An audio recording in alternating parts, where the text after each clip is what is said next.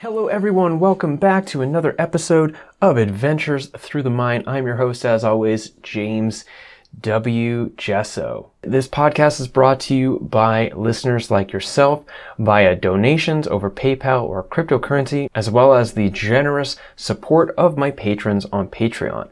A big thanks to those of you who've been leaving donations, and an extra big thanks to those patrons whose names are listed in the upper corner of this video on YouTube or in the description to this episode on jameswjesso.com or whatever podcatcher you happen to be listening to it on.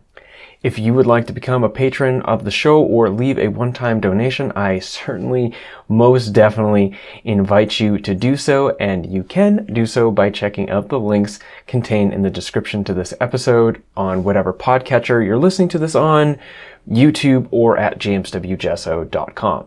So today's guest is Stephen Gyllenhaal. Stephen is an award-winning film and television director, writer, and producer. His producing credits include the documentary In Utero, a cinematic rumination on life in the womb and its lasting impact on human development, human behavior, and the state of the world, which was written and directed by his wife, Kathleen. Stephen currently facilitates workshops centered around recent breakthroughs in neuroscience and a new therapeutic method called identity-oriented psychotrauma theory that addresses the earliest forms of psychological and physiological damage. He is also directing Uncharitable, a documentary about the nonprofit sector. So Stephen's on the show today to talk about what I think is a very important consideration for anyone that is tripping psychedelics, which is the impact early life experiences has on the manner in which we perceive ourselves and the world around us. And in particular, the experience we had when we were gestating inside the mother's womb, as well as backwards through generations prior to our conception. Now, this does not seem explicitly psychedelic, or at least explicitly relevant to a psychedelic experience, but in fact, I believe it really, really is. When I was booking this interview with Stephen, I was actually asked by his publicist why it was that I felt like having him on the show would be relevant to a content library that is so focused on psychedelics. And the answer to that question, I feel, is relevant not only to the interview itself, but to the other episodes that you've probably noticed that I released that don't seem to have anything explicitly to do with psychedelics at all. So I'm going to read to you the response that I sent to her because I feel it sort of nicely contains my thoughts on this particular question. Psychedelics are agents of exposure to the psychological material that normally dictates our experiences of life unconsciously. The exposure and subsequent integration of such material gives us greater response flexibility to the various nuances of our perception throughout life, as well as our self-awareness in general. But such an outcome from psychedelic use is not guaranteed. It is determined by the intellectual and emotional framework by which we enter into the experiences and by which we integrate those experiences. This means that one of the most important areas of understanding a person working with psychedelics needs is that of psychology.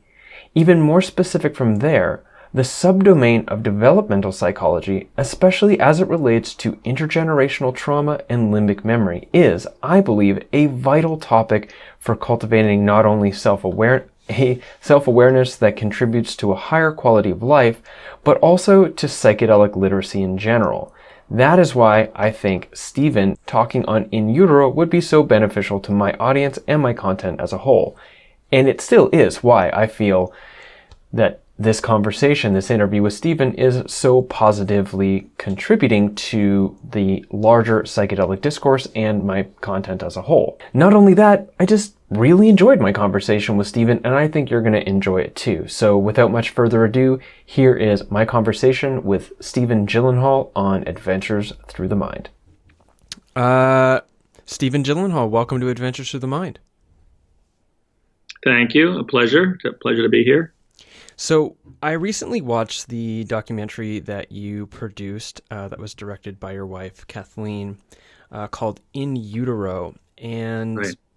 I mean, I'm going to present the general thesis as I have understood it, and I'd like you to correct and expand where necessary, which is that the environmental conditions that are present for the mother during the gestation period has a epigenetic and a psychological impact on the personality of the child and then the personality of the adult, and that impact is not insignificant in any way. It's very significant. What did I miss there in that description?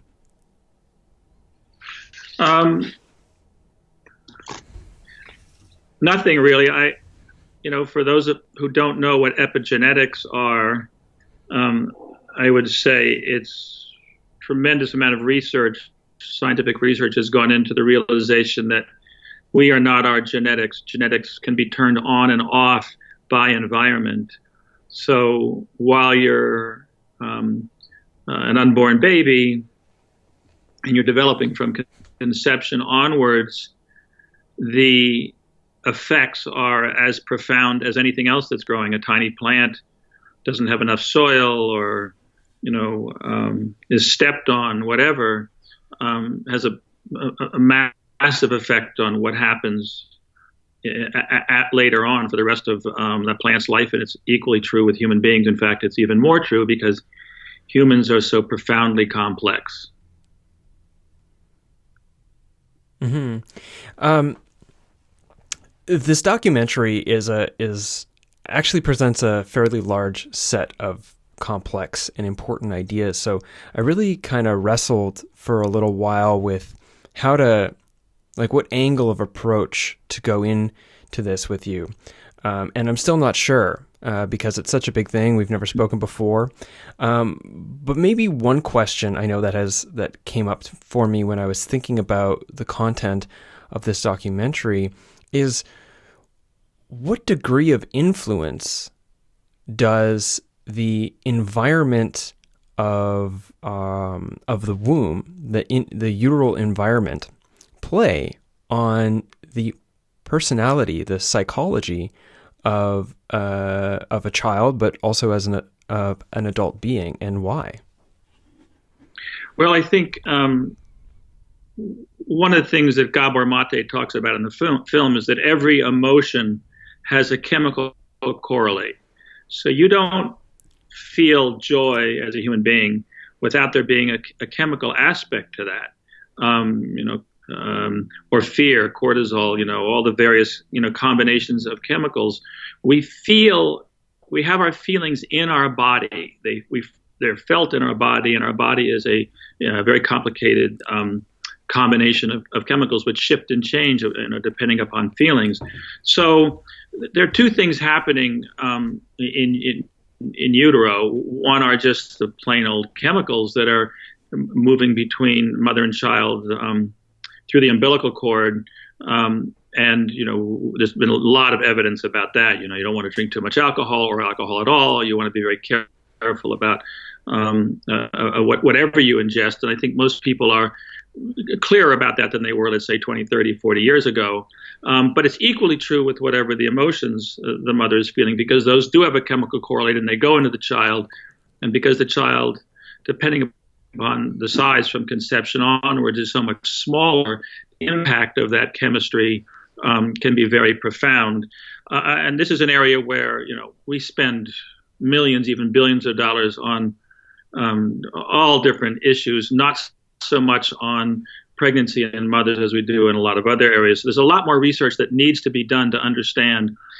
To date, there's been still a tremendous amount of information, and there's increasing evidence that everything from schizophrenia, bipolar, in the more extreme ends of this, possibly even autism, and then less extreme depression, anxiety, all of those kinds of things really begin to be set in place while you're developing in the womb. It seems in some ways like an extremely logical thing to consider. When you're being constructed, what goes on in the environment during that construction would, of course, have a profound effect. It's fascinating that until recently, we didn't really consider it. We just considered, nothing happens until you're born, when in fact, pretty much everything is happening from, for your construction before you're born.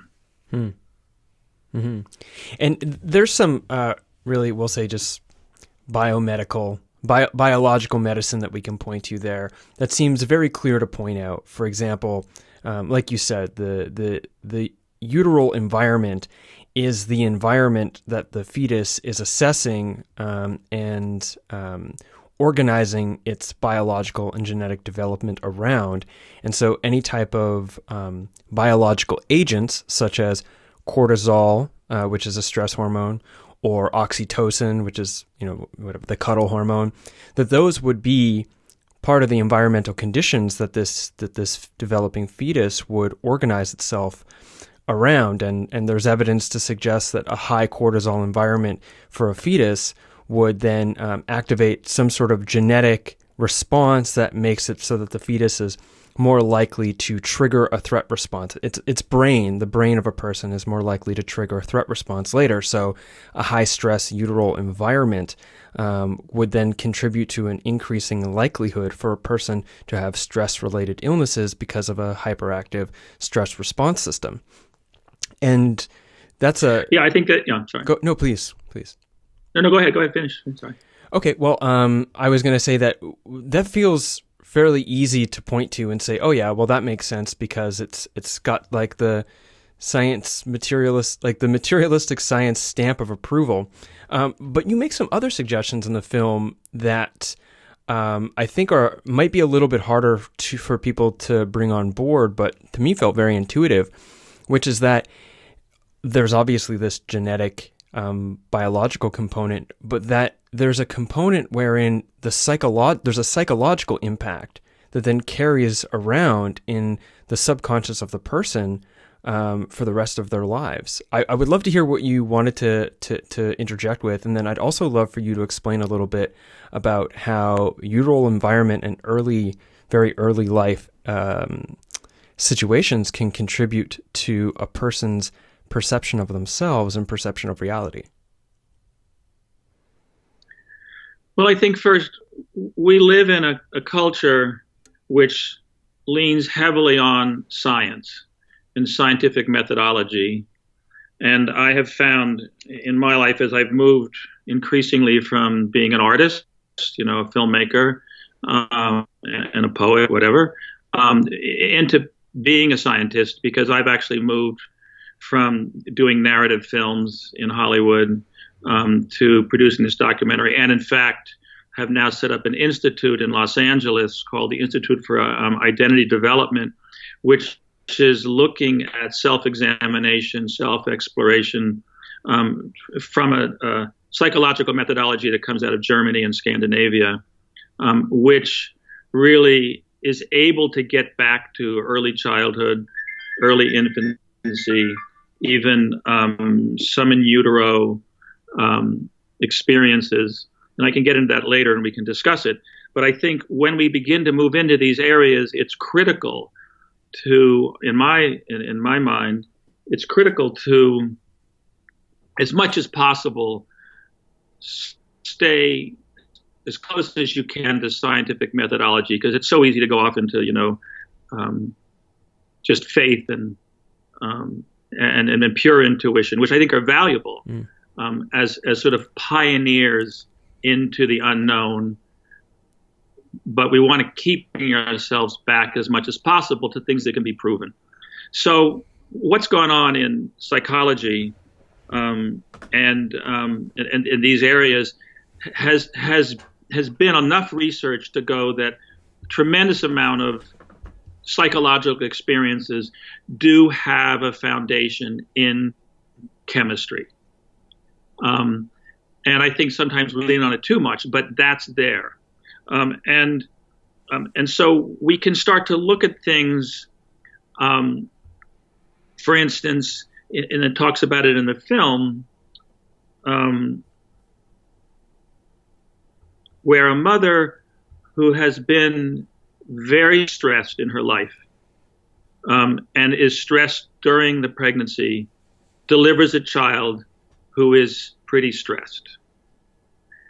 Now, that's the good news and the bad news. Because if you're born in a war zone,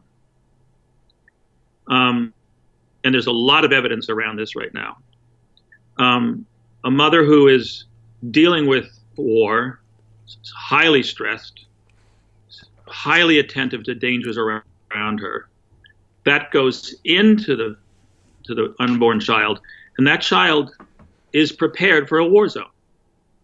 And so it's kind of miraculous when you look at it, and moves far beyond Darwin, who thought it took generations. And what they're learning is it doesn't take generations to cause profound change. It can happen in one generation because of the process that happens from conception to birth.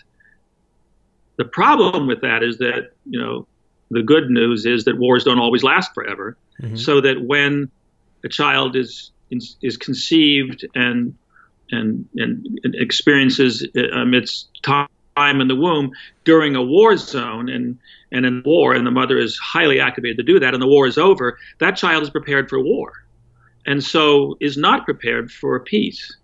And there is, as the film goes into, a tremendous amount of research around World War II, around Holocaust victims, around all of these people who have these children who inexplicably for a long time were profoundly stressed. They were stressed because they were ready for war. They would have been great in a war zone, but they weren't great in peacetime. And so as they grew up, they developed heart disease, they developed diabetes, they ate too much because they were prepared for an environment where there was no food. So they were going to eat whatever they could eat. They were genetically, epigenetically, which means on top of genetics, their genetics were shifted, so they would have been great in a war. But they weren't in a war anymore.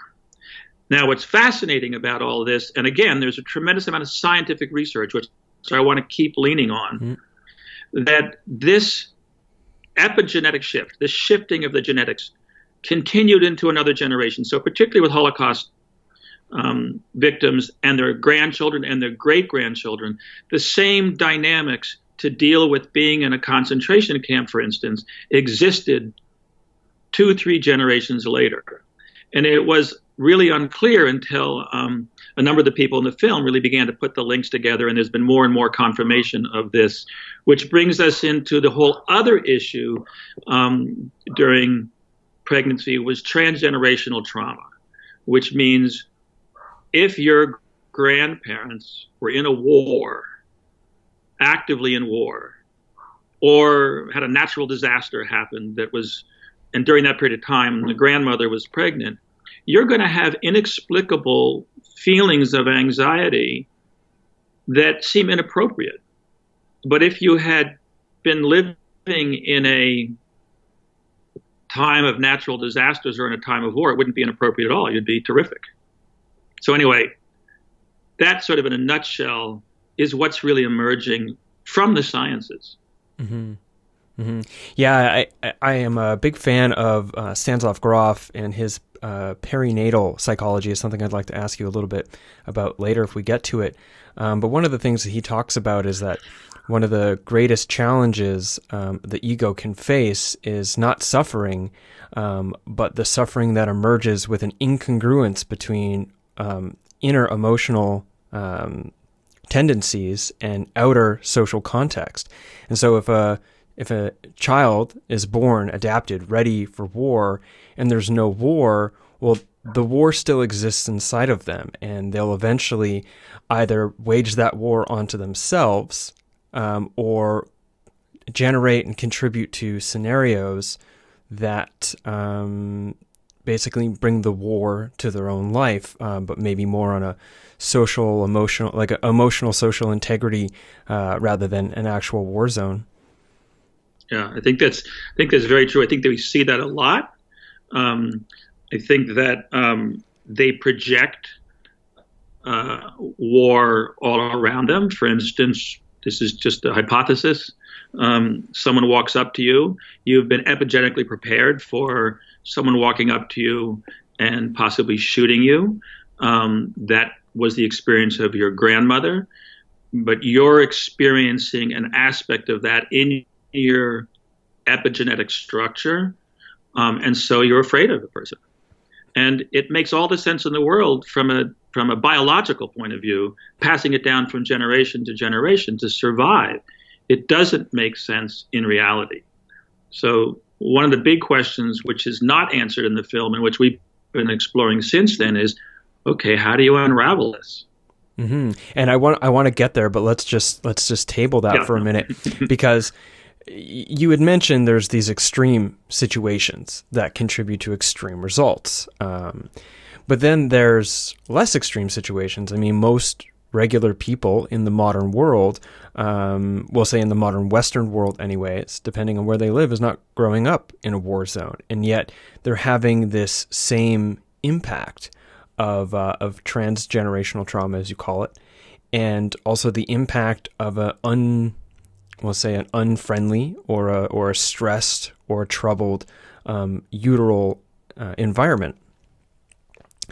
So I'm curious if you can talk a little bit about that, because this war zone, like can be a metaphor for a violent partner or a violent relationship or an abusive relationship. It could also be a metaphor for the challenges of being, say, a single mother in a socioeconomic system that requires a great deal of hard, like working for money, which can be fleeting depending on what sort of social bracket you're brought into, this quest for money in order to have security. So can you talk a little bit about the role that our, for general terms, like modern Western society is playing in the cultivation of a metaphorical war zone for the mother? Well, I think to begin with, the Me Too movement is a very interesting place to examine where we sit right now, which is quite fascinating, because what it's doing is underlining what it's like to be a woman in contemporary Western culture and actually Eastern culture. I mean, it's not much different. And it's pretty bad, and my own experience, I've been around a long time. I've been married twice. I have daughters and granddaughters, and I am like, it's very clear to me that women have been treated dreadfully. And you can pretend it's not true. Just like you can pretend it's not true that black men have been being shot, and now we know they're being shot all the time and they're being shot forever. And, it's like if you're, and this is off subject somewhat, only somewhat, if you're an African-American man, most people say, oh, no, it's fine. It's not fine. And now it's being documented. And it's not been fine for a long, long time. Yeah. And we can come into slavery a little bit in the transgenerational issues around transgenerational trauma issues around being African American. But let's just stay focused on women for a moment. Women didn't have a vote, 100 years ago. Women were seen as chattel 200 years ago. This has a profound effect on what it is to be a woman. And the women, it shouldn't be a surprise to anyone, who are carrying all the children. So that it's basically been a kind of war on women for as long as you can go back in time. Now, I don't want to over dramatize that. But when you look at an environment in which a woman is not equal to a man in a marriage, and that's under mostly good circumstances, that has an impact on that child. Bring family violence into it, bring, as you say, poverty into it, or bring too much money into it, where a child, is being raised by servants, or, the child is right away left, the moment it's born is sent off. Child isn't nursed. The child goes through crying it out, which has neurobiological damage, which is a whole nother subject. And that child has serious problems. And just, the way in the United States treats pregnant women, how women work right up until the time the child is born. And it's sort of a badge of honor in many cases. That's in the upper classes. In the lower classes, women work because they have to work. And there's tremendous amount of evidence, and we're coming out with a new film called The Bond, which is all about how critical that bond is and how important it is to, first of all, sort out all the transgenerational trauma, what went on with pregnancies with your mother and your father, actually, and your grandparents and sort of get a sense of what happened, and then talk to the baby. Think about the baby. Spend time with that developing child. Has a profound effect chemically on that child. So all of that is a kind of a war, which is not to diminish the even worse trauma of actually being in a war. Mm-hmm. Mm-hmm. That's particularly damaging.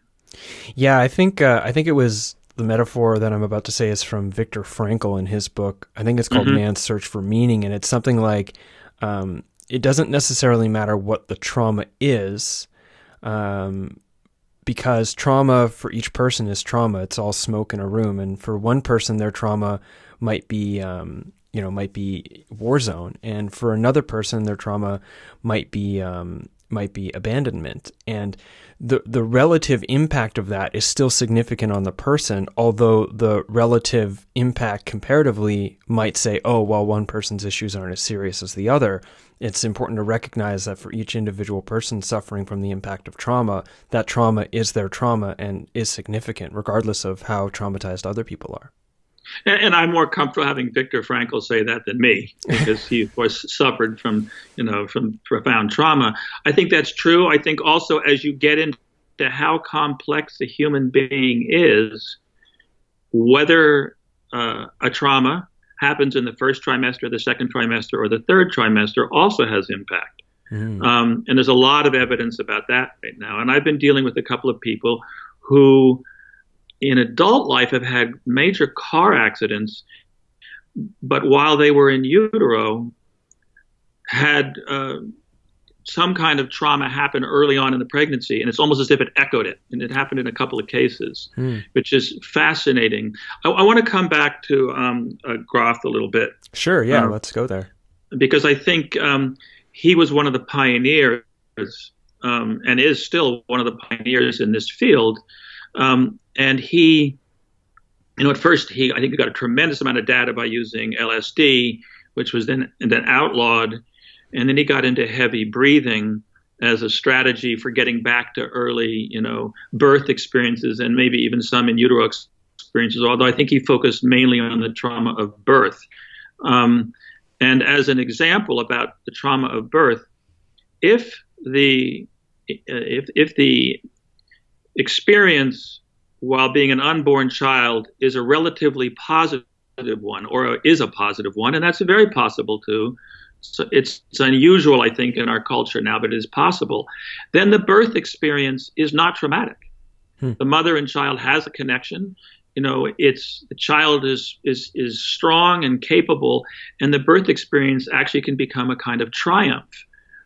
But in most cases, because there are such complications in the womb, for some of the reasons we've discussed, birth becomes a kind of terrifying and troubling experience, made worse by the medicalization, sometimes necessary but often not necessary, and the practitioners not really understanding how miraculously, almost infinitely complex we are from the earliest moments. Conception is spectacularly complex, through the development, through birth, and through our whole lives. I just am constantly struck now by how little we really take into account how stunning we are, each of us. And that gets lost. And so these practitioners who have been trained in a certain way don't really know how to hold a baby, don't know how to bring a baby into the world. Midwives are doing it better, and they're trying, but we're all just learning how miraculous we are. I'm going to put this next one on table too, because I'd like to ask you a little bit about the potentials of psychedelic therapy when we get into the therapeutic approach that you're helping cultivate in Los Angeles, which is where you are now. Yes. Yes. Yeah. But first, society is, I think, ultimately traumatizing our current civilization, whether regardless of what socioeconomic bracket, gender, whatever you land in, there's an impact of trauma on each person. And definitely, if we were to compare Some of us have it a lot harder than others, but ultimately we're all being fairly negatively impacted by this oversimplification and ideological approach to the meaning of life and being that our current civilization seems to be enforcing upon us since prior to our birth. I would just interrupt on that. Yeah, please. One point, which I think is important, is to not over-romanticize the past or even indigenous cultures. Thank you. I think that it's not been, very little has been understood about human beings from the very beginning. And in fact, I'm very optimistic. I think we've come some profound distance to starting to understand, and science has been a major part in this, of how stunningly complicated we are and how we're deserving of incredible care. So I just don't want to let the past become something that's better. In some ways, I think, although it's incrementally small, I think things are better now. Yeah, I agree. I appreciate you jumping in and making that important point. What I was wanting to get at here is that it's this really large, interconnected, interrelated system of issues that are present in each person involved around the mother. And I think it might be easy for some people to, depending on their perception, misinterpret that what you're talking about here is it's all about the mother. Can you talk a little bit more about the role of the father, the larger community of adult caregivers on the mother's health and thus the child's health as well? Yeah. Well, I'm a father, and I'd say a successful father. I have wonderful grown children, that have achieved, in a Western culture sense, tremendous success. 2 stunning granddaughters, and I now have a 3.5-year-old. Started all over again because I simply love children. I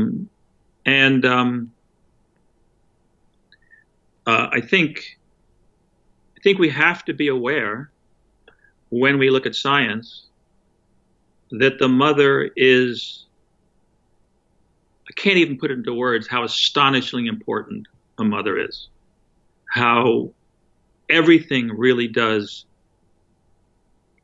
revolve around the mother. At best, and this is what this new film is really getting into, the bond between the mother and the developing baby from conception onwards, all the way through life, really. That the extent of that bond has a tremendous amount to do with the degree to which a human being can move through the world joyfully, productively, massively productively, or destructively.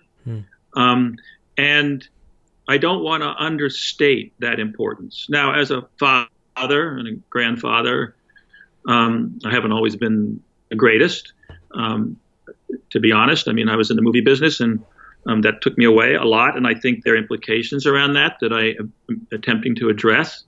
But I think the most critical thing that a father can do, and a grandfather, is support the mother in every single way possible. Be profoundly supportive, and it's a great job. It's a great job. I think also my wife now has been teaching me this more and more. Listen to what she thinks and she feels. Make that follow that, which is exactly the reverse of a patriarchal culture, which is pretty much all the cultures that have existed back through indigenous times. It's all backwards. And in fact, as I've done that more and more, and I recommend it, I feel more like a man. I feel more powerful. I mean, there are a lot of complicated issues around this, and one has to look at each case individually. What happens, for instance, if a mother dies or a mother is incapacitated and there's a young child? Then the father becomes the substitute mother. And I think, that happens a lot. There's all in the surrogacy, and there's all these other things that I don't want to really get into today because they're so nuanced and it involves really looking at things very specifically. Science raises a lot of issues around this, but you then do the best you can. But you have to understand that if you're a substitute mother, there are problems. They can be addressed later on in life, but don't pretend there aren't problems. Bring science into this and go, we got some problems. We can resolve those problems, but let's not pretend they aren't there. The very best thing is a mother and child bond. And it's a little controversial nowadays, but so be it. Mm-hmm. Excellent. Thank you. So there are two thoughts that are coming up here, two areas that I'd like to explore. And I think one of them is about, I guess, actual tips, practices, practical information about what to do if you're a mother, or a mother a pregnant, oh my goodness, my language, a pregnant mother or a mother actively with child outside of her body. Some practical tips there. And then also maybe as fathers, I'm an uncle and I feel like more of an uncle every single day. So maybe some tips for aunts and uncles as well. But I want to maybe explore a little bit more about the impact of developmental trauma. And do you call it just gestational trauma or in utero trauma? Do you have a specific word for that? Just trauma. Sure. I mean, it's just trauma. I mean, this is like the thing that's important to understand is that, we should be developing through our whole life. Mm-hmm. Theoretically, the whole process of conception, gestation in utero, coming out, being an infant, developing. I mean, neurobiologically, we're not fully formed until around 29, 27, 28, 29.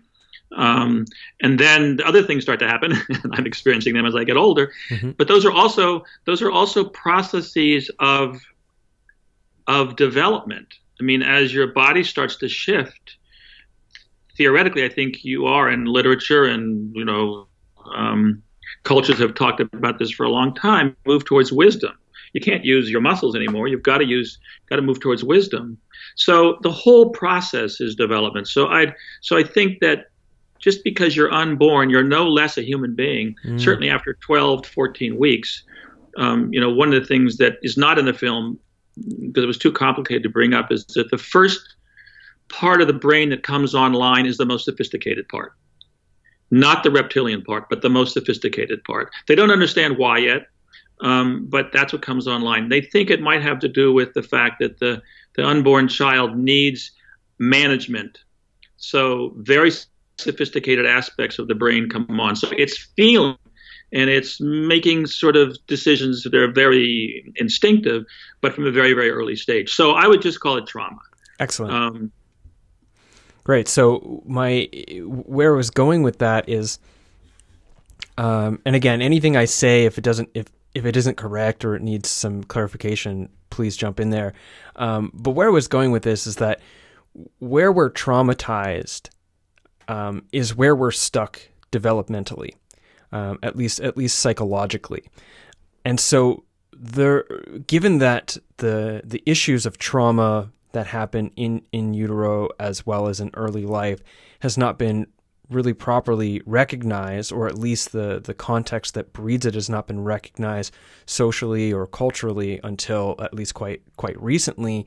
There's a lot of adults who are walking around having never acknowledged that they're stuck somewhere on their developmental line and haven't been able to develop past that, but believe themselves to be seeing things clearly from adult perspective, but are actually stuck in the defensive adaptations employed to protect themselves from the wounds of childhood. Can you talk about that a little bit? And this is also a great segue to get into some of the things that you're working on in LA with helping adults move through childhood trauma.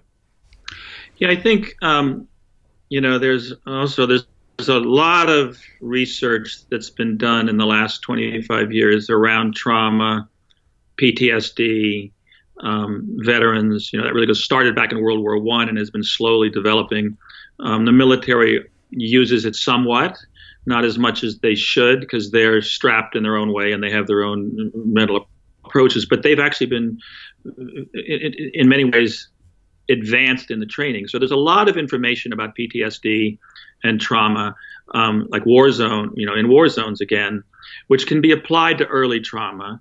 The other area that's profoundly important and has been researched more and more is the impact of bonding, of human beings bonding, and the healing impact of that. So primarily where I'm working now is the intersection between trauma research, trauma methodologies for healing, for improving, and also where does the bonding come into all of this. So let's say you start with a first trimester unborn child. The mother is in a car accident. Huge amounts of cortisol kick through, plus all different other things that are way more complex that we still don't understand, that cause a major trauma. And the child feels something huge. I mean, imagine when, and I had an experience when was it just a horrible terror a little while ago. And I realized right after it happened, I just put it out of my mind and went on. And I'm an adult. So imagine being this 2-month-old being with a very sophisticated brain, having this terror go through it. And PTSD has really been, research has shown that what happens is the organism splits and takes that emotional experience and buries it. And then keeps a part of itself working to keep it buried. It takes an effort to keep it buried.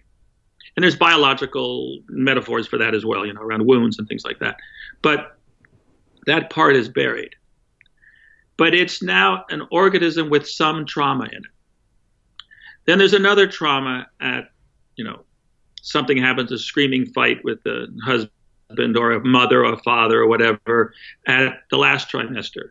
And that's another trauma that has to be buried because the organism would potentially, and this happens, die if it's too extreme. Mm-hmm. So it decides, and it makes a decision biologically, basically, am I going to live or is this too much, or am I going to live or am I going to die? And the way it functions, and there's a lot of, again, research around what happens biologically to bury something that is just too traumatic, it buries it. So now you've got a baby being born that's got, let's say, to keep it simple, 2 traumas. Now, why was there a car accident the first time? And why was there a fight with whoever with? That doesn't go away when the baby is born. So we can assume that there's some other traumas that go on. So I think, and certainly my experience with the work I've been doing is that's exactly right. It goes on. And then at a certain point, you have a 3-year-old who, as we were discussing earlier, is epigenetically designed to deal with, to survive. This may happen again. I need to function in a certain way. Am I making sense? Yeah. What I'm hearing is there's sort of like this this mass that is produced, and this mass is a pain, and that the nervous system says, oh, like that pain means death, and so biologically the most important thing I can do, or evolutionarily the most important thing I could do, is not die, so let's bury that pain. And then if it repeats again, it's like the pain that's being buried sort of, it gets bigger, so there's more system that needs to be like, whoa, we need to be extra prepared now. And then later something else happens, and it just adds to like, no, we have to be even more prepared, while adding to like the cumulative emotional charge of the trauma system. Does that? Now, yeah, that's correct. Now, the one thing to be careful about, and this is outside of the scope of almost all of us, is you can't think about this in Newtonian terms. You have to think about this in quantum terms. We are much bigger than simply that. I mean, it gets mind blowing to a certain extent when you go, well, there's a cell, well, there's a molecule, well, but actually this isn't material at all. It's actually energy, and it goes deep, deep, deep down, way beyond what we can conceive at the tiniest level, just as it's impossible to figure out what's going on in the universe, which is massively huge. So there's an ability to survive that is stunningly beautiful. But so one has to be very, very careful about approaching this being. But what you do begin to see is a child in, let's say, first grade suddenly responding to the teacher in a certain way, very different from another child with a different set of traumas, and also a set of wonderful things. It's always a mix, almost always a mix. But that begins to explain why every child is different. Some of them are really troubled. And it also, then you have to throw into that the transgenerational trauma that was a couple of generations back, but which probably may have caused that fight with the mother and the father because of whatever happened to him. So it's sort of quantumly overwhelming, but it's explainable. So now you get to, why am I anxious? Why can't I find a loving partner? Why can't I make a living? Why can't I make a living? Why can't I do a job I love? Those begin to become issues in your 20s and 30s and 40s and 50s, and then then there are other issues as you get older. But maybe you don't ever get past those early issues. So I'm going to stop and let you guide me where you want to go. Well, at this point. I guess maybe just like I'm going to try to maybe recapitulate what you're saying here, which is that there's this a line of continuity, a causal chain that echoes backwards into the generations that came before us, that have an influential factor on the context of our early life, and that context of our early life has a direct influential factor on the problems that we will face as adults. And typically some of the greater challenges that we're facing as adults are well-developed and very complex iterations of traumas that are seated in our early childhood environment, which again are, the part of a direct causal chain that echoes backwards through time. Does that sound about right? Totally. And it's massively good news. It's profoundly, massively good news, because what it says to a 30-year-old or a 40-year-old or a 50-year-old is, you aren't who you are because of some mystery. You aren't who you are because of your genetics. You aren't, as the Greeks thought, fated to live a certain life. It's explainable why you are who you are. And I think what I'm experiencing personally, and it's happened recently as I've been going through a lot of profound changes, is I always thought, I'm going to change, and I'm going to do this work. I'm going to go deeper and deeper and back, and I'm going to suddenly become a different person. And I kind of woke up the other day and went, what's happened is I don't want to be a different person. I don't want to be like outside of me. I am who I am. I got lots of problems. I understand most of the reasons why. I feel the way I feel. And I don't want to lose that now. I just want to be functional. I just want to be happy as who I am. I don't want to be Obama. I don't want to be Trump. I don't want to be, Picasso. I actually want to be me, who I've been basically from the time I was conceived. I just don't want to be miserable. I don't want to be confused. And this work begins to break that down. It doesn't cause a huge transformation into another person. It just makes you understand who you are, and then it allows you to start to function in the world the way you really want to. So the question is, how do you go back and do that? Yeah, that is the question. Yeah. That's the real question. And I think that there have been a lot of pioneers that have been exploring this. I think I was just listening to Gabor Mate say something recently, who observed the system I'm using, and Gabor's in the movie, and he's a brilliant, brilliant thinker. And I think he's been on your show. He hasn't, although I would love for him to be one day. Yeah, he's great. So I thought he had, but anyway, he's great. And what he talks about is the only way you can face this stuff is when you feel safe. You must feel safe. And that's actually what you're trying to create in the womb, is a place where this miraculous little being can feel safe enough just to grow the way nature wants you to grow. So it's finding and creating a safe place. And how do you do that when you're beginning to face the traumas of your life? So that's what I've really turned to do with a good portion of my life now, is work with a system that's come out of Germany and Scandinavia, which came to us because they saw In Utero and they said, this is the first film that has captured what we've been understanding is happening in our work.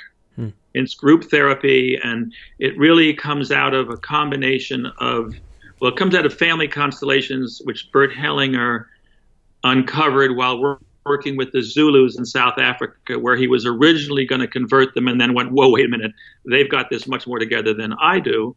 And what they were able to do, because they didn't have all the distractions, was they understood the profound resonance between people, that one person can sense what another person has been through in a very nuanced way.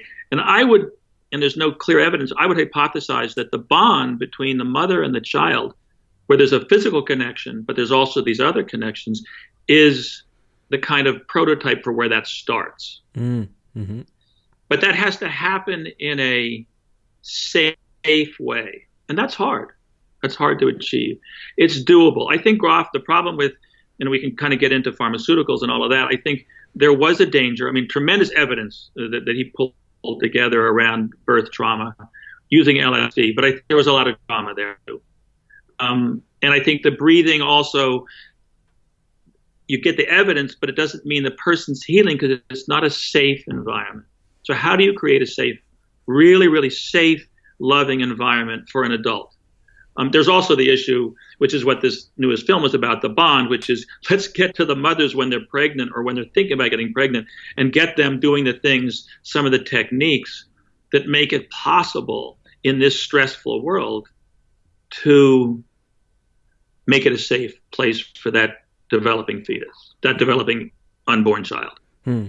I want you to maybe try to answer, as far as you can tell, like, what is it that creates that safety? But first, I want to maybe unpack a little bit about this safety issue, because what I'm hearing from you, and from my own research in this, is that the bond between the mother and child in utero and in not only just early life, but increasingly until that child is properly individuated as an adult, that relationship, that bond, needs to feel safe and secure for the full gambit of that child's emotions, for the full gambit of that child's feelings. And if we are traumatized, then that means that didn't happen somewhere along the way. And as an adult, now we need to basically uncover where it is that didn't happen, and then build outside of ourselves sort of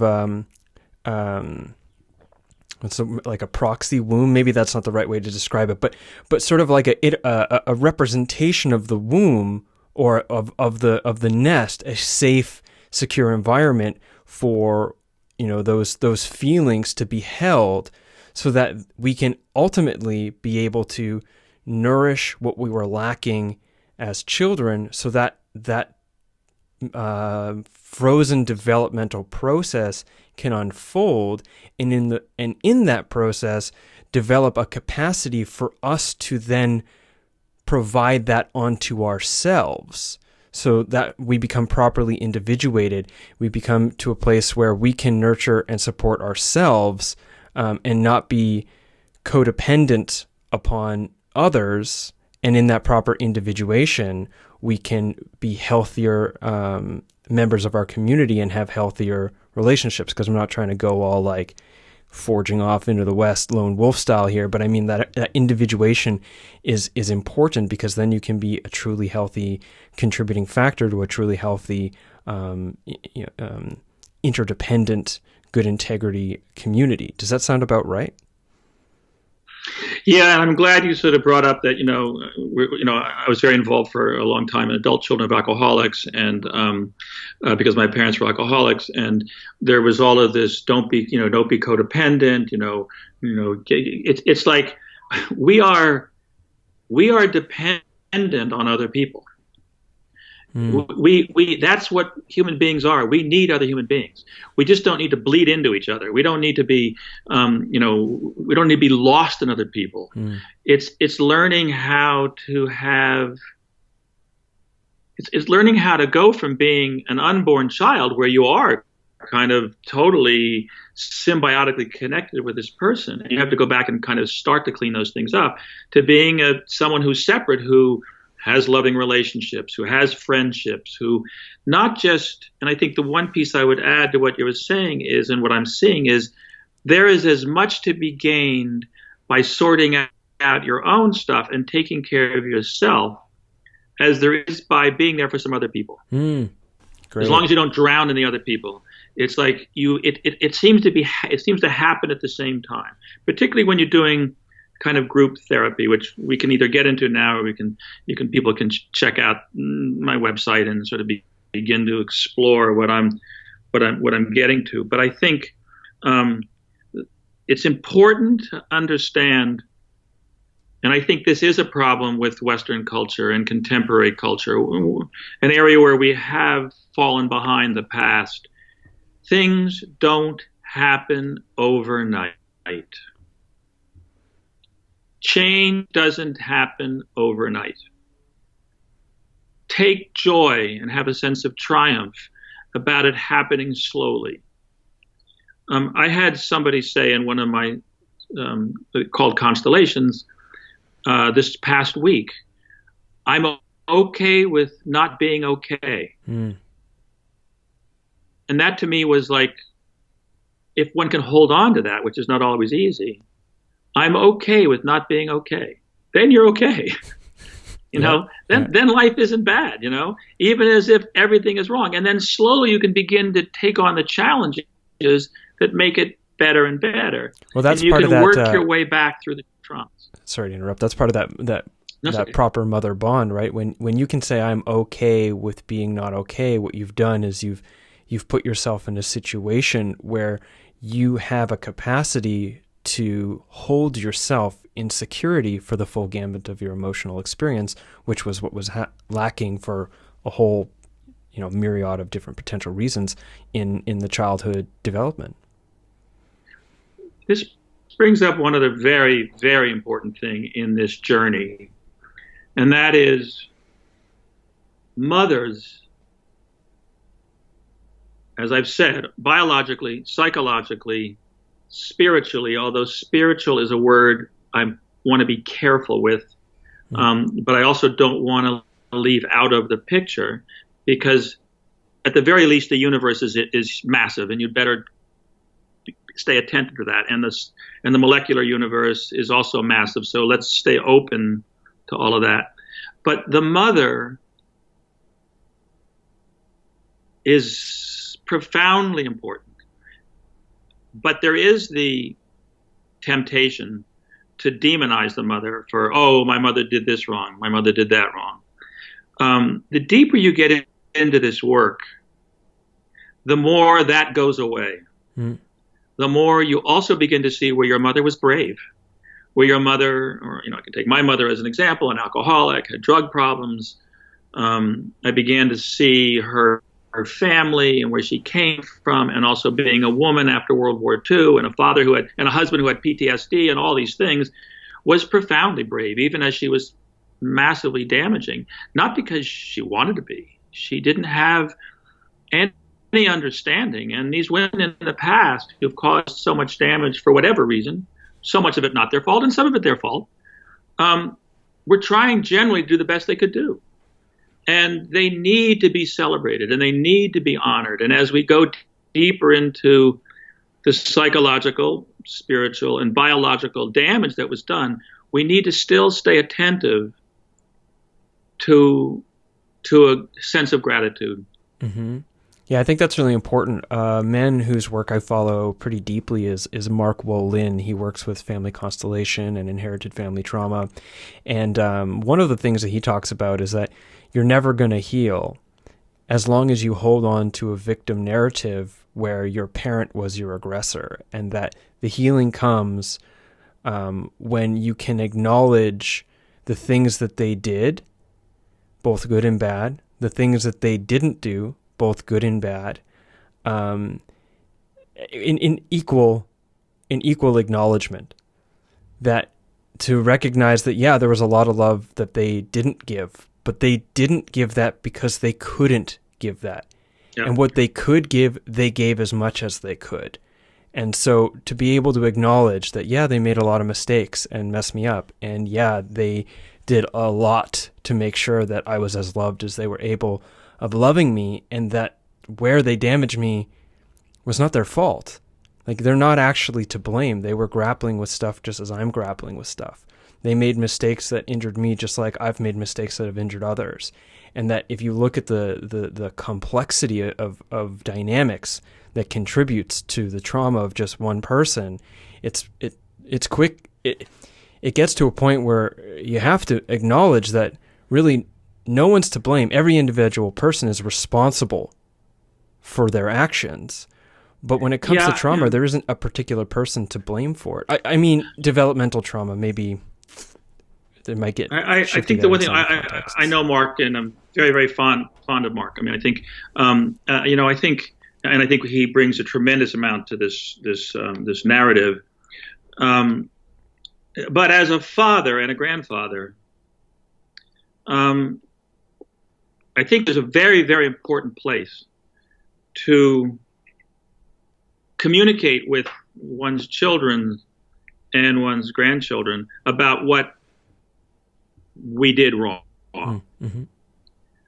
About, one of the problems with this work that I'm doing is that it gets very deep, and there are a lot of solid memories that start to emerge because other people around, a la the Zulus, a la quantum mechanics, people can feel the energy of other people, and they come up with very specific details about what went on in the client's early infancy, toddler, and before being born, birth. All those things begin to come up in very great detail. It's very helpful when you have a parent or we have some witnesses who can say, yes, that's what happened. Yes, that's what happened. I made a mistake. Why did I make the mistake? I mean, what is it? Is it mistake? What's the word? Sin. It comes from the Greek. Miss the mark. To miss the mark. Yeah. And that's basically, the mistake is the same thing. It's a mistake. It's like you go, it's critical for us to go back and say, confirm, this is what happened. I was there at your birth.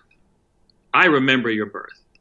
I have details about it. If they want to know, I mean, if they don't want to know, they'll come to you when they're ready. But I think that we are at fault.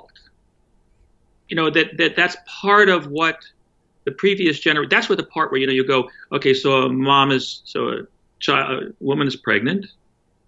One of the jobs of the parents, and if the grandparents would be the great grandparents, whatever, if they can share with that pregnant mother when she's ready what they know, what they did wrong, because what they did wrong may repeat itself in her pregnancy if we don't clean it up.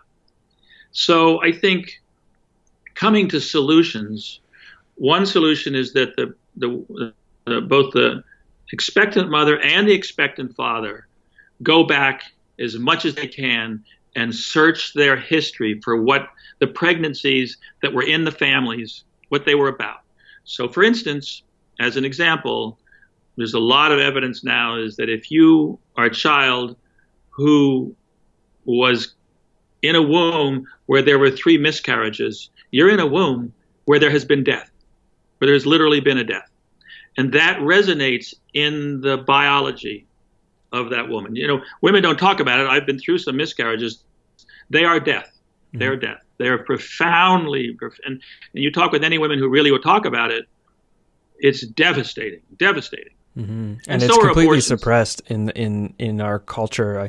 I remember listening to a great podcast with Daniel Vitalis talking about with his sister about miscarriage, and one of the things she mentioned that is that like you don't realize that your sisters, your mothers, your grandmothers, your aunts, your friends, that they've had miscarriages until you've had one, and then all of a sudden they're there for support. But up until that point, you're alone in it because there's this profound stigma.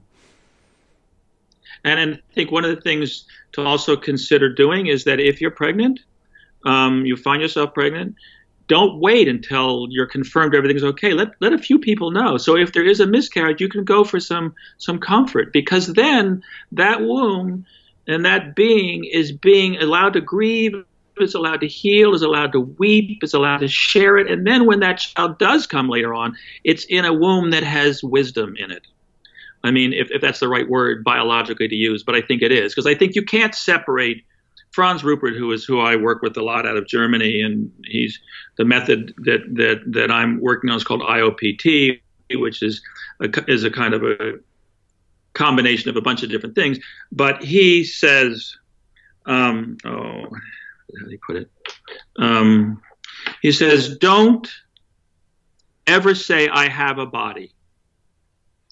That's implying that there's a mind with a body. There is no separation.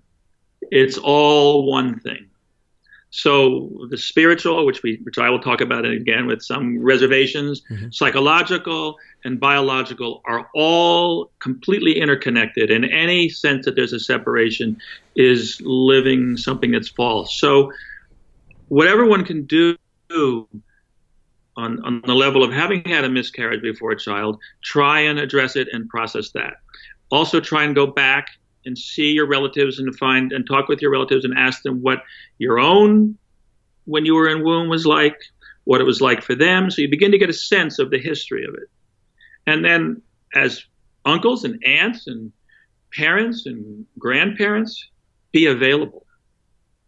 Be honest. The truth sets us free. That's the only thing that's going to set us free. Everybody, as much as you can, because it's sometimes really hard. Oh, yeah. Be as truthful as you can and as loving in that as you can. But the truth is loving, I think, finally, as long as you can deliver it carefully. And then I think, so as much as possible, prepare for that pregnancy. If you're pregnant, do it as well as you can. And this new film, The Bond, gets into two issues. One is sort of going back and looking at history, and the other is understand that you are communicating with that developing baby all the time. Talk to the baby. People know that. Feel the baby. There's a thing called prenatal bonding that comes out of Seattle, which is in the film a mild amount. Check that out. And we're going to get more and more into that. The In Utero the film has pushed us more and more into, okay, what are the solutions? So let's solve the problem at the beginning if we can. Let's address that. And the problems are huge. There should be family leave. There should be mother and father leave like there is in Sweden. I mean, it's outrageous what's going on in this country. That's a whole nother subject, but it's very important that mothers need to be able to take time off. And then there's the adult that, okay, you never got that. You're now 40 years old. You're anxious. Let's now use all this research to go back and gently and lovingly in a safe place start to address these things slowly and carefully. Be okay for yourself not to be okay. Love yourself for that. Kind of create, as you say, a metaphorical womb.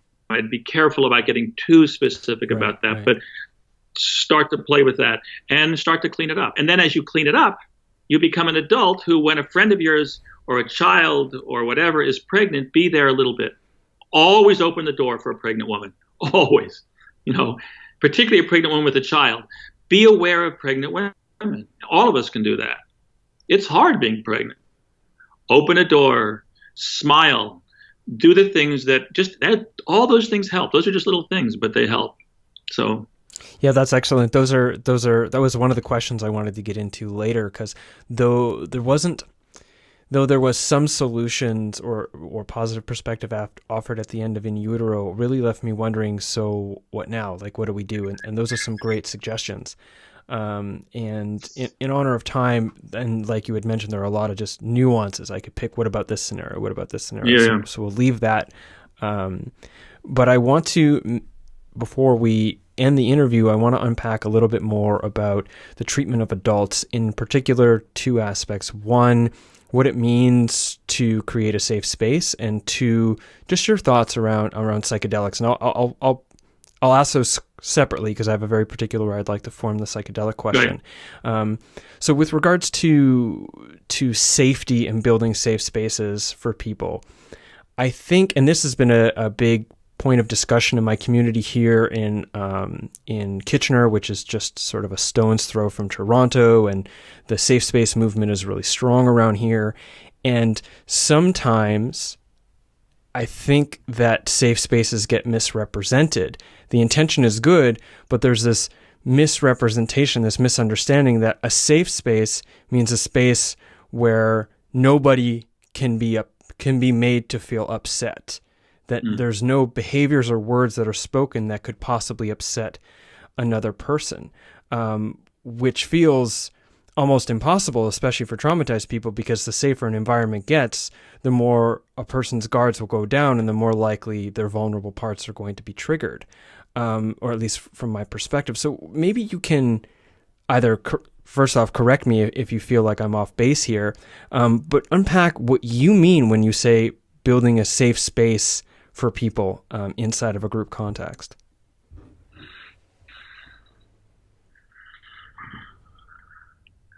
I think one looks at how do you survive, first of all, just as a human being on planet Earth in 2018, how do you survive it? How do you survive? It's a profound question when you're an unborn baby, because there are a lot of miscarriages. So you're very, very fragile. And most mothers don't know that what they're doing is putting their child at risk. I mean, sometimes they do know they're putting their child at risk, and they're so terrified that puts the child at risk, or certainly at the risk for some damage. So first and foremost, there's a need to survive. And we've talked earlier about some of the mechanisms of survival, splitting off, burying it, and then keeping that survival in place so you continue to survive.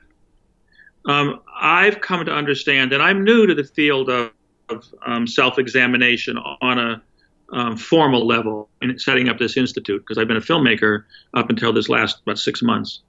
I'm growing increasingly respectful of survival mechanisms. Do not traumatize those survival mechanisms. Do not confront them. There's a lot of therapies that are into confront the survival mechanism, deal with address that, fight it, break it down. I was in a therapy for a long time, an analysis actually, which was all about breaking down the organism, the psychological structures, and then rebuild them in the image of, I guess, the analyst, which didn't work. That one has to be very, very respectful of those survival mechanisms, which can be really weird. I mean, really, really weird. I think, I was just in Europe, and you go, for centuries, they believed in little boys and girls, mainly boys, with wings floating around above us all the time, angels floating around, and people believed in it.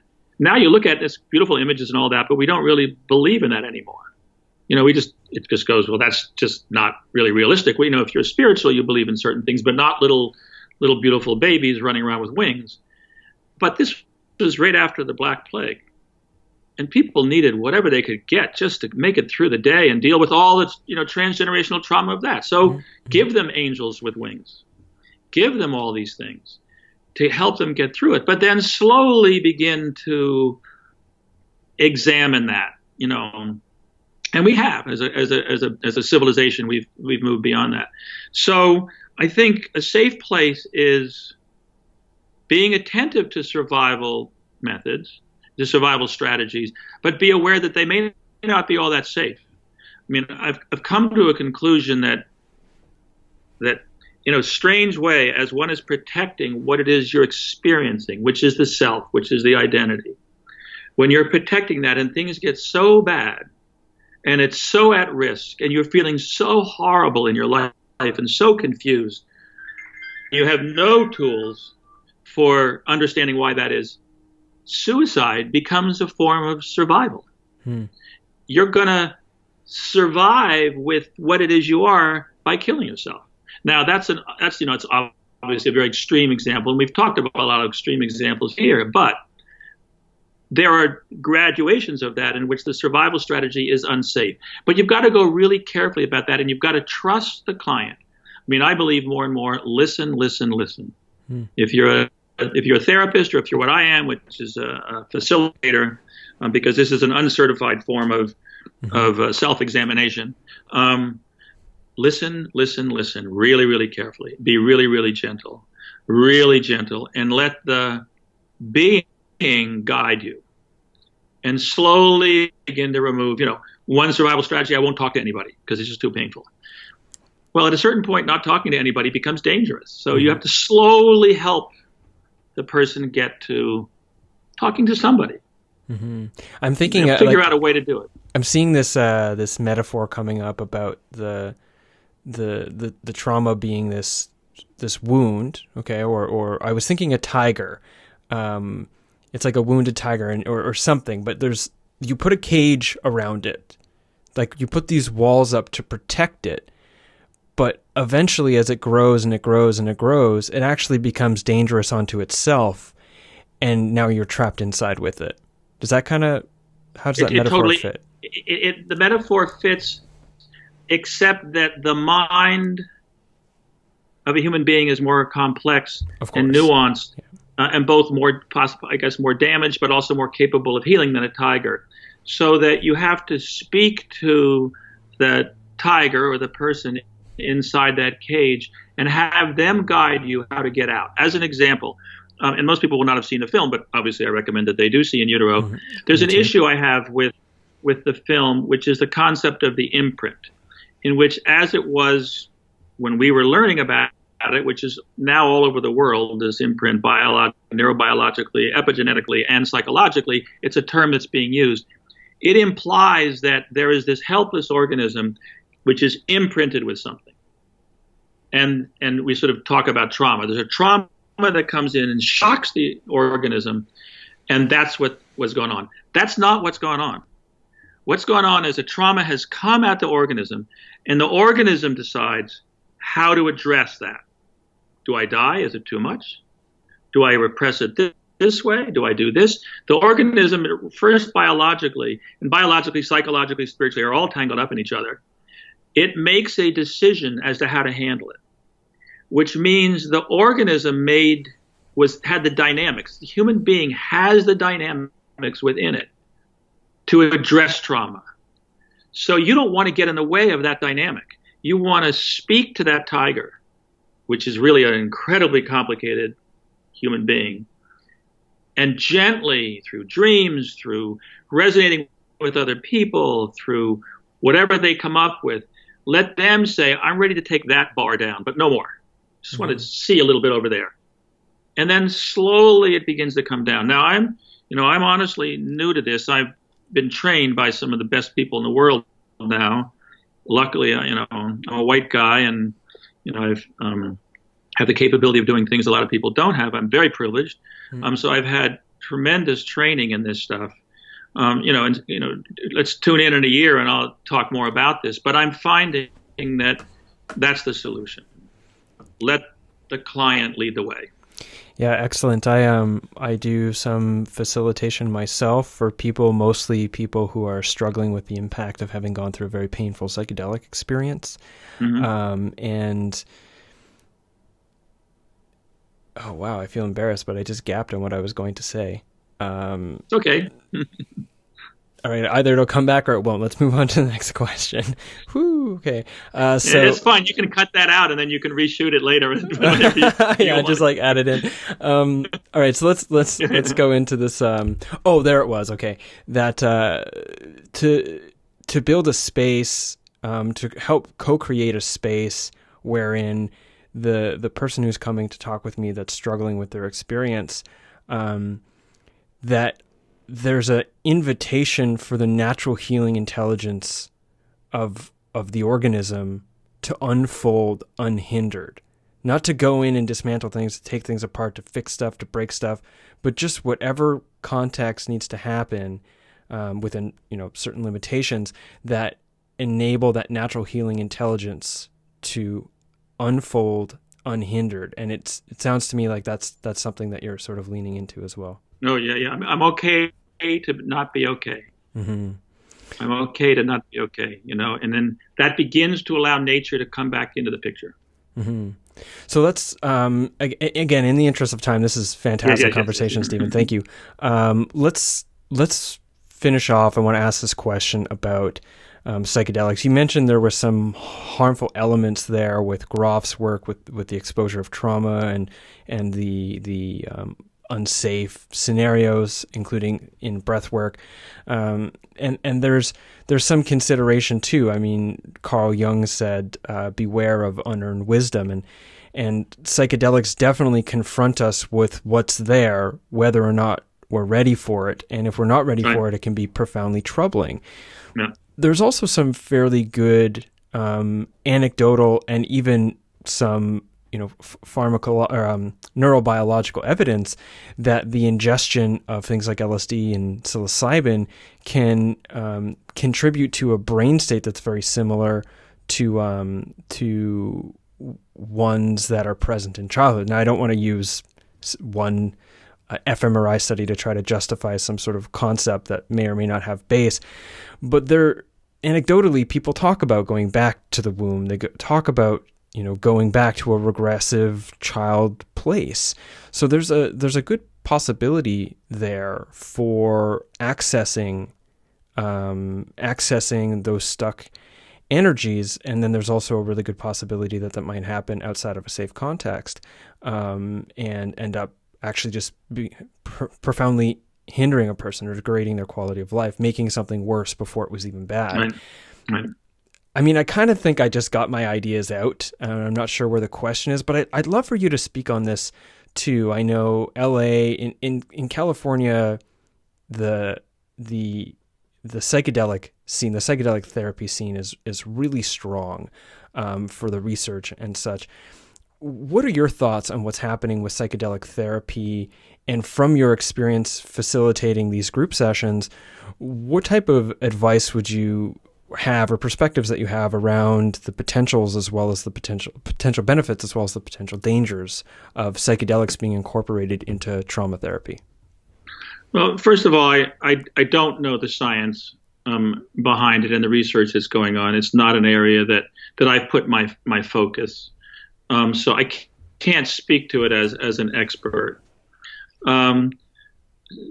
Secondly, there's a part of me that goes, at worst, not at worst, but certainly one has to examine the possibility that, like beautiful little cupids with wings, this is serving a purpose, but it may not be the best way to go. That being said, there are so many dreadful things out there that I can't judge it, and then I won't judge it, both because I'm not privy to the really cutting edge research, and I think one has to be profoundly respectful of all the survival strategies that are out there. So there's that piece of it. The other piece of it is I grew up in the 60s, so I did everything. And so I have personal experience with all of these things. My experience was I almost didn't make it in Yosemite at the top of a cliff taking LSD. I became delusional and I almost dropped off a cliff because I lost. Whoa. I'm sorry, I'm going to interrupt this, but this is so wild that you said that, because last night I had that, and you made me remember. I'm sorry for interrupting. I had this dream. And the dream context was I was on a trip with friends, not psychedelic, but the concept was I was on a trip with friends to climb these walls that were extremely high, these cliffs that were extremely high, on this bungee cord that was like sort of like an auto belay system. and that we were just supposed to climb up and jump down, climb up and jump down, but we got all the way up to the top. But then once I was at the top, my belay system came apart and I was stuck on this massively high thing that I would die if I fell off. And I was terrified of trying to reconnect my belay system and trust that the belay would even take me down safely. And yeah, sorry to interrupt. That's just such a strange synchronicity. Well, I think, and this is sort of like comes back to the issue of spirituality. Not to get too off track, I'll come back, but just one has to be attentive, as with all of these things, with what is spirituality, or how does the world work, or what is quantum mechanics. I mean, the great thing about quantum mechanics is now we know we don't know very much. We thought for a long time with Newtonian physics and Enlightenment and computers and Apple and Steve Jobs and everything else that we were really at the pinnacle of the human species on some level or other. Now we know, no, we're nowhere. So let's stay open to the fact that, I had this experience, it showed up in your dream, who knows what all that means, not go too far with it and not base anything on our life on it, which I think a lot of people do, which I think is problematic, but go, that's kind of wild. Yeah, give it permission to be wondered around, right? Like, give it permission to wonder. Well, I think also give ourselves permission to understand that we are massively bigger than we think we are. And we can't take our educated, essentially Newtonian brains and try and apply it to our life experience, because we are much, much bigger than we imagine we are, and that we've been taught we are. So anyway, we shared an experience on almost dying on a cliff. Okay, mine great. was so my experience was that it's dangerous stuff. My experience was I grew up in a very religious environment, and I was very Newtonianly driven. And psychedelics blew my mind apart on some level, and I think brought something into my life. So I want to be attentive to that. But it didn't take me very far. It didn't really take me to a 68-year-old guy with grandchildren and children and some semblance of wisdom and a sense that the next 25 years or however long I'm going to live are going to be pretty fucking fascinating. Because I'm awake, and that really came through a lot of mistakes. I mean, most of my experiences in psychiatry, and I've been in almost every form of therapy imaginable and analysis, because I was crazy, were mistakes. We're going down wrong roads. But they have been leading me more and more to something that I think that really is at the cutting edge of where we are now, which is that we can resonate, and that's, again, another conversation. So I would approach psychedelics as with anything, with as much scientific methodology as is possible, with as much awakeness as possible. So if it's not working, get out fast. With an awareness that you are dealing with something that is massively miraculous, complex, and don't for a moment buy into the confused culture that we live in that says you're a simple being and all you need is Coca-Cola or, a nice car or whatever. It's easy. I've done it myself, to buy into that's going to solve anything. If you're armed with that, when you approach these things, you're going to be in trouble. So be very, very careful. I'm never going to do it again. I'm kind of leaning towards saying to people, look, try my method. It's not without risk too. It's not. I mean, you open up to your early traumas, it's hard. None of this stuff is without risk. But if you don't live a life that is willing to take on risk and grow, then you're in the least safe place you could possibly be in. And you'll probably die early. And you'll probably die lost and sad and confused. And I don't wish that on my worst enemy. Yeah, that's a fantastic piece there, Stephen. I definitely agree with you on your preparatory concerns if one person were to use psychedelics, exploring the peer-reviewed, validated context scenario, like information to build a safe and interesting context. I'd be curious, actually, if you ever do end up taking psychedelics again, Stephen. I would love for you to privately contact me and let me know, because definitely the context plays a huge role. And you as a young man in the 60s, amongst probably the most reckless era of LSD, and that whole thing with very little wisdom or guidance around for what it means to be tripping any type of psychedelics, doing so in irresponsible contexts, would certainly prove to be a different experience than you as a fully grown, well-developed, highly educated man, educated on the psyche and yourself. And I, if you ever do, I mean, this is just an invitation. I would love to hear privately from you if your thoughts and ideas around its potentials shift at all. I think in all honesty, have to say that I think there's room for people exploring everything in all different areas. I can say pretty honestly that that's not the direction I'm going to go, but I want to share my experiences with anyone at all who is journeying on all of this.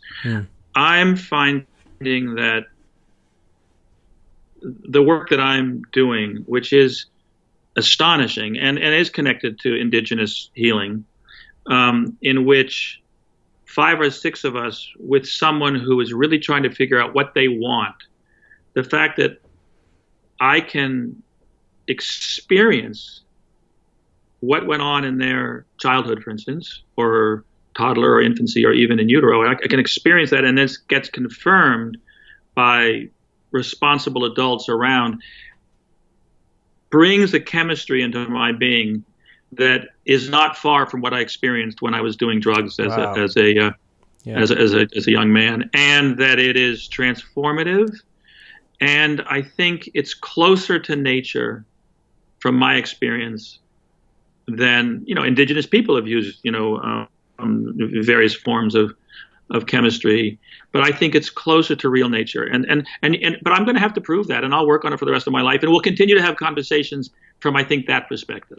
Yeah, excellent. I really respect your position. Though we have slightly differing views on psychedelics, I'm really 100% on board with you about the potential of a well calibrated and effective context that is not relying on any type of exopharmacology to generate, and certainly the fact that we can enter profoundly psychedelic states of mind simply through the feeling response in the right container. So I think it's absolutely excellent. I just want to reinforce how much I respect that approach.